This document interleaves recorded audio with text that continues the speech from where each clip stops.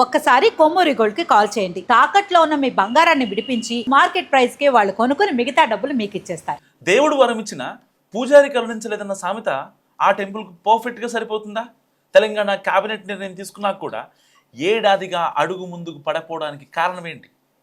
ఏముంది, ఆలయ పాలక మండలేగా, అంతా మంచినీళ్ళ ప్రాయం అనుకున్న చోట కత్తి మీద సాము ఎందుకు చేయాల్సి వస్తుంది? ఏ టెంపుల్ విషయంలో ఇంతలా పేటముడి పడింది? ఎందుకు పడింది? సో యాదగిరిగుట్ట శ్రీ లక్ష్మీ నరసింహస్వామి ఆలయానికి తిరుమల తిరుపతి దేవస్థానాల తరహాలో బోర్డు ఏర్పాటు చేయాలన్న తెలంగాణ ప్రభుత్వ సంకల్పానికి ఏవో కొన్ని అదృశ్య శక్తులు అడ్డుపడుతున్నాయి. ఆ విషయంలో అడుగు ముందుకు పడట్లేదు. బోర్డు ఏర్పాటు కోసం ఏడాది క్రితమే దేవాదాయ శాఖ చట్టానికి సవరణ చేసి అసెంబ్లీలో బిల్లు ఆమోదించినా ఇంతవరకు కార్యరూపం దాల్చలేదు. అలా ఎందుకు జరుగుతుందోనని ఆరా తీసిన వాళ్లకు అదంతా పొలిటికల్ కంపేర్ అని తేలుతుందట. బోర్డు చైర్మన్తో పాటు పాలక మండలిలో చోటు కోసం నాయకులు ఎవరికి వారు పైరవీలు చేసుకుంటూ ప్రభుత్వం మీద ఒత్తిడి తెస్తుండడంతో అసలు ప్రాసెస్ మొత్తం పక్కకు పోయినట్టే చెప్పుకుంటున్నారు. అసలు నిజాం కాలంలోనే యాదగిరిగుట్ట ఆలయానికి ధర్మకర్తల మండలి నియామకం మొదలైంది. ఇక 1966లో రూపొందించిన దేవాదాయ చట్టం ప్రకారం ఆలయానికి వంశపారంపర్యం ధర్మకర్తే పాలక మండలి చైర్మన్గా ఉంటున్నారు. ఆయనతో పాటు మరో 8 మంది సభ్యులు ఉండేవాళ్ళు.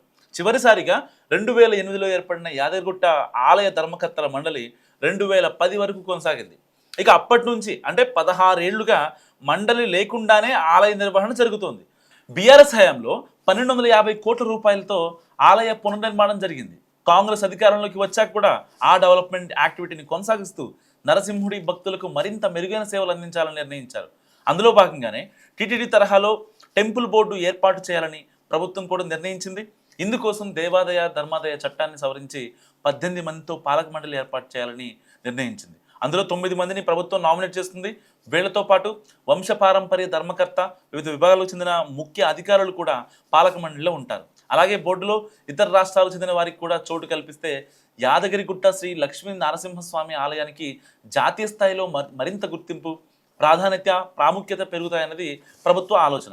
సో అందుకే ఆధ్యాత్మిక సేవా గుణం కలిగిన పారిశ్రామిక వ్యాపారవేత్తలను లేదా వివిధ రంగాల్లో నిష్ణాతులైన ఇతర రాష్ట్రాల ప్రతినిధులకు కూడా మండలిలో చోటు ఇవ్వాలని ప్రభుత్వం భావిస్తుంది.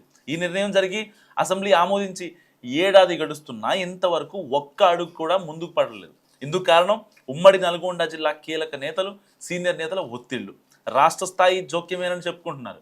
సో పాలక మండలిలో చోటు కోసం చాలామంది అధికార పార్టీ నేతలు, వ్యాపార, ఆధ్యాత్మిక ప్రముఖులు పోటీలు పడుతున్నా, సో కాంగ్రెస్ అధికారంలో లేకున్నా పార్టీ కోసం 10 ఏళ్లు పనిచేసిన కొందరు గత అసెంబ్లీ, లోక్సభ ఎన్నికల్లో టికెట్ ఆశించి దక్కని వాళ్ళు, ఎమ్మెల్యేలు, ఎంపీలను గెలిపించుకునేందుకు క్షేత్రస్థాయిలో కష్టపడిన నేతలు, ఇలా ఎవ్వరికి వారే మాకొక్క ఛాన్స్ అంటూ మంత్రులు, సీనియర్స్ లీడర్ చుట్టూ ప్రదక్షిణలు చేస్తున్నారట. ఇక చైర్మన్ పదవి కోసమైతే రాజకీయ నేతలతో పాటు వ్యాపారవేత్తలు, స్వచ్ఛంద సంస్థల యజమానులు, ఇతర ప్రముఖులు కూడా పోటాపోటీ ప్రయత్నాలు చేస్తుండడంతో పీట ముడి పడుతుందని అంటున్నారు. అదే సమయంలో పాలక మండలిలో తమ వారికే వీలైనన్ని ఎక్కువ పదవులు ఇప్పించుకొని ఇక్కడ కూడా పట్టు నిలుపుకునేందుకు ఉమ్మడి జిల్లాకు చెందిన 2 మంత్రులు ఉత్తమ్ కుమార్ రెడ్డి, కోమటిరెడ్డి వెంకటరెడ్డి, సీనియర్ నేత కందుకూరు జానారెడ్డి కూడా ఈ వ్యవహారాలకు అన్నిటికీ పదును పెడుతున్నారు. సో ఇక ఆలయ పరిధిలోకి వచ్చే ఎమ్మెల్యే, ఎంపీలు కూడా మేమేం తక్కువ అంటూ ప్రయత్నాలు ముమ్మరం చేయడంతో ఎలా నిర్ణయం తీసుకోవాలో అర్థం కాక ప్రభుత్వ పెద్దలు సైలెంట్గా ఉన్నారట. సో కాంగ్రెస్ కంచుకోటలో కీలక నేతల పోటీ ఒకవైపు, రాష్ట్ర స్థాయిలో పదవులు ఆశించే సీనియర్ నేతల్లో ఎవరో ఒకరిని చైర్మన్గా నియమించాలని సీఎం మరోవైపు భావిస్తుండడంతో బోర్డు ఏర్పాటుకు టెక్నికల్గా అడ్డంకులు లేకున్నా పని మాత్రం జరగడం లేదని తెలుస్తుంది. సో ఈ కత్తి మీద సాముకు ఎలా ముగింపు పలుకుతారో మరి రేవంత్ రెడ్డి చూడాలి. మీరేమనుకుంటున్నారు? ఎవరిని దీనికి చైర్మన్గా పెడితే బాగుంటుంది? మస్తు కామెంట్ చేయండి.